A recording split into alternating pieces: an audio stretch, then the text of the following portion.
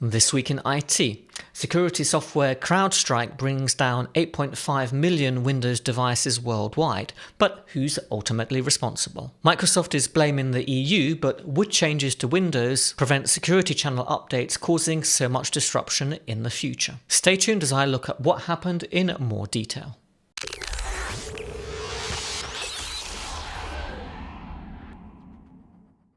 Welcome to This Week in IT, the show where I discuss everything connected to Windows, Azure, and Microsoft 365. But before we get started, I've got a quick favour to ask you. About 46% of the people who watched last week's video weren't subscribed to the channel. Now, as we go live today, we're on about 7,090 subscribers, and I'd love it if we could push that up to 7,100. So if you'd like to see this kind of weekly news update, then please subscribe to the channel, and don't forget to hit the bell notification to make sure that you don't miss out on the latest uploads. Now, unless you've been living under a rock for the last few days, then you will have heard about the CrowdStrike security incident that brought down millions of Windows devices around the world and caused what is thought to be the biggest IT outage in history. Of course, many people were touched by last week's events one way or the other. Now, the outage was caused by a faulty security channel update to the CrowdStrike Falcon sensor. Now, CrowdStrike, if you're not aware, is managed detection and response software. It's essentially a bit like antivirus on steroids, if you're not familiar with MDR. But this kind of software on Windows, the Falcon sensor that's part of CrowdStrike, uses a kernel level driver, which CrowdStrike then provides updates to, they're called security channel updates, maybe on a daily basis, maybe even more frequently, to update that driver with the latest information about security threats to keep the devices safe.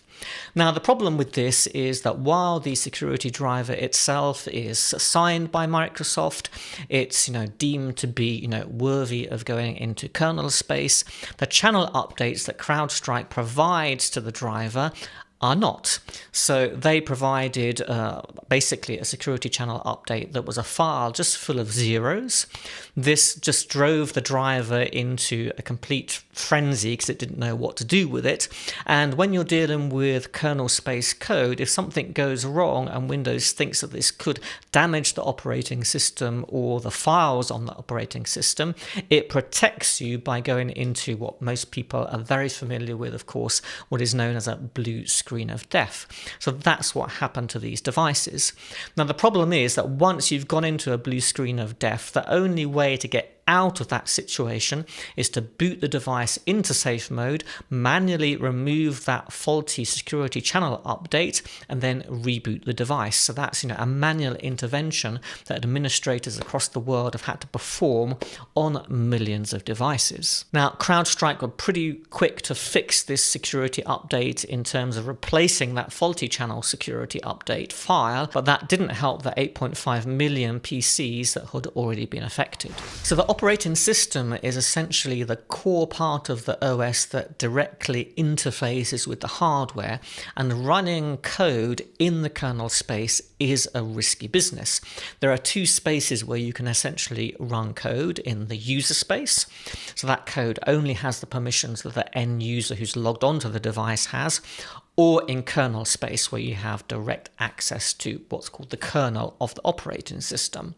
Now, if you go back to Windows NT, the first releases of Windows NT, things like, video drivers, which today get installed in the kernel space, were actually user mode drivers, and they would interface with the hardware via the kernel, via, a kind of a proxy that would translate instructions to the kernel.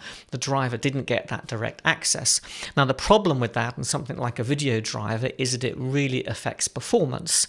So at some point, Microsoft decided, well, okay, we're going to move video drivers, into the kernel space. And you will know, if you've ever installed a problematic video driver, that it can be catastrophic for Windows. Now, you may be thinking, oh, well, this is Microsoft again. They don't take security in Windows very seriously. It's just a Windows problem. Well, let me tell you that that is just not true. So does CrowdStrike have software for Linux and Mac OS? It does indeed. So earlier this year, a very similar problem caused Debian Linux devices to crash. Again, it was some problem with the CrowdStrike software on those devices. CrowdStrike also has a sensor for Mac OS, but the big difference with Mac OS is that Apple don't allow developers direct access to the BSD kernel. So that's essentially the operating system that runs Mac. Now, one of the advantages of Windows is that it's a very open system and you can get access to the kernel, although there are a few security mechanisms in place to make sure that the kernel is protected to a certain extent, but macOS just blocks access to the kernel. Now, this is an advantage for macOS because if there's no third-party code running in the kernel, then it essentially makes the system more stable because it's less likely, of course, to receive some kind of update like we experienced with CrowdStrike last weekend.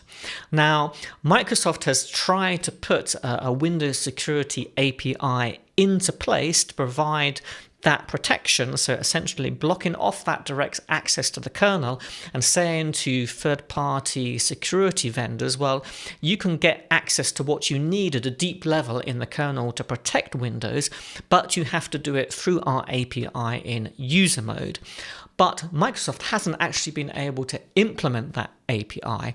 Why? Because guess what? The regulators in the EU have said, no, we're not going to allow you to implement that security API because for whatever reason, they think that it's going to stifle competition on Windows. They believe that especially smaller security companies will be at a disadvantage if Microsoft puts this API in place.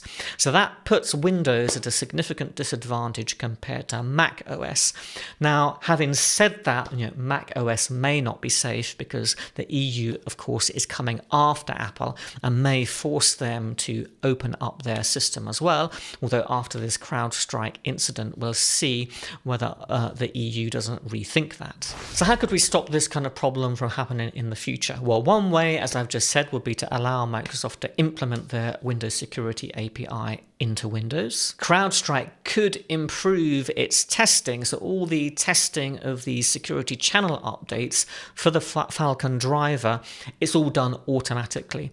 And I think that CrowdStrike need to look at that process, and they're saying that they already have looked at the process, and of course they need to improve it. The CrowdStrike kernel driver could better validate the input that it gets. So if it gets a security channel update like it did this weekend that was faulty, then it should be able to handle that in a more graceful way without causing Windows to go into a blue screen of death. And companies, of course, could consider testing these security channel updates before they roll them out more widely and not just rely on CrowdStrike's own testing. But there is another way. Some people think that Microsoft should be held solely responsible for the security of Windows. So, maybe we should rely on Microsoft to secure Windows. Potentially they know the system best. I don't think that's ever going to happen because of competition rules, but what do you think? Let me know in the comments below. Should Microsoft take responsibility for securing their own operating system, or is it okay that we put that into the hands of third parties like CrowdStrike? It's interesting, of course, that the CrowdStrike incident brought down a whole load of servers in Azure as well, of course running Windows Server, so it seems that Microsoft sees some value in what CrowdStrike is offering because they're running it on their own production systems. Nevertheless, let me know what you think about blocking access to the kernel, or is the EU right to force Microsoft to keep it an open book? After what happened last weekend, I do think the EU needs to step back and reconsider its stance on forcing the vendors or operating systems to keep their kernels completely open. While of course there are advantages to that, it comes with significant risks. And to be honest, I don't really understand the EU's argument about closing access to the kernel, potentially stifling competition for especially smaller organizations. And clearly Mac OS is able to achieve a level of stability that Windows and Linux are not able to enjoy at this stage. outage. Another potential option is that Microsoft could give us two versions of Windows, one where the kernel is locked down and one where there is full access to it. But of course that muddies the waters a little bit. But for now, CrowdStrike needs to be more careful about its updates, and I don't think that sending out a $10 Uber Eats voucher to some of its customers is really compensation for the global outage that caused losses that are expected to reach about 15 billion worldwide. It's quite interesting that CrowdStrike seem to have now recalled that email and voucher because there's a little bit of adding an insult to the injury already, I think. But while I'm on the subject of updates, I'm going to leave a video for you on the screen now about some changes coming to Windows 11, the new checkpoint updates, which I talked about last week. So do check that out. If you found this content useful, I'd really appreciate it if you gave it a thumbs up, because it helps to get the video seen by more people on YouTube and to grow the channel. But that's it for this week, and I'll see you next time.